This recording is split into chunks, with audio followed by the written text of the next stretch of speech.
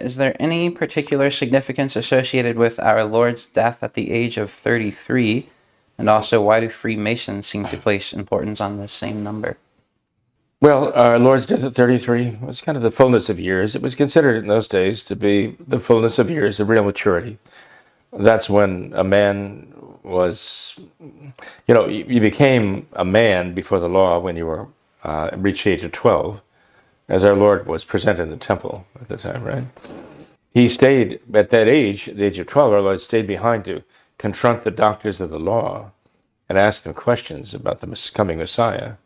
And our Blessed Lady and St. Joseph went on, to head back to Nazareth, only to discover he wasn't with them. And the point is that when our Lord reached the age of 12, he, in a sense, had reached an age when he had a certain responsibility. And he took that responsibility to his Father to actually lecture the doctors of the law about the coming Messiah. And there he was, standing personally before them. So there's no accident this happened when he had celebrated the 12th year of life, because he had a certain status before the law at that time. But in terms of becoming like an ancient or a respected man who had stature, the age of 33 was about the age when it looked upon like a man as reaching his really fullness of years. Even to this day, we say that the human brain is not fully formed until one reaches the age of about 25. But physically also, there's a certain strength that comes, and there's an argument to be made that it is at the age of 33 or so that we kind of achieve our peak performance and our peak abilities in terms of just the fully formed brain and the fully formed body become maturity. So the fact that our Lord died at the age of 33 certainly was no accident. It was a year chosen by the Father. It could well be argued that at that time our Lord actually, perhaps even the nervous system of a human being is so fully formed and completed by that time that's the time they can suffer the most too. Could be, I don't know, I'm just speculating. But you can be sure that that age of 33 was chosen for a reason. It was chosen from all eternity by God the Father.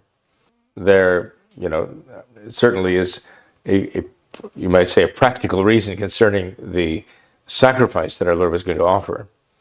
At the age of 30, our Lord began to teach publicly.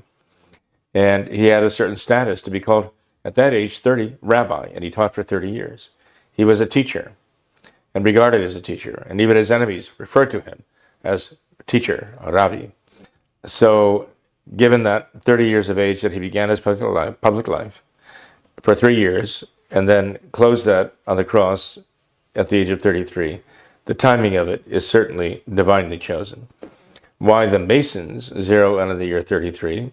Certainly, Satan is so-called the ape of God. He likes to mimic God, and he likes to kind of put on the livery, as it were, of God, not only to adorn himself and make himself look important, but also as a form of mockery to kind of sneer at God. So when you talk about the 33rd degree of Scottish Rite Masonry, right?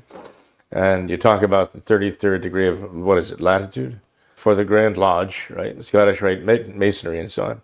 These numbers are chosen with, well, I would say malice aforethought, because the idea is, again, to sort of stick their tongue out at God, as you and I know, as we believe him to be. So that's their way of kind of taunting and mocking God. Anyway, there's a lot more that could be said about that, getting into Masonic imagery. Remember, the Scottish Rite Masonry has 33 degrees. York Rite, 18 degrees, and just regular old Blue Lodge, 3 degrees. So they don't all zero in on the 33 degree number.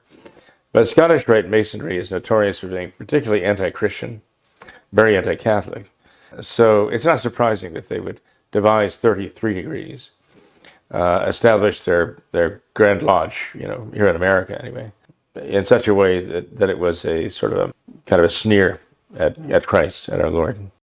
The whole mythology is built around a rejection of our Lord, and a rebellion against him. And in a sense, even having revenge against him, Yeah. avenging themselves against him.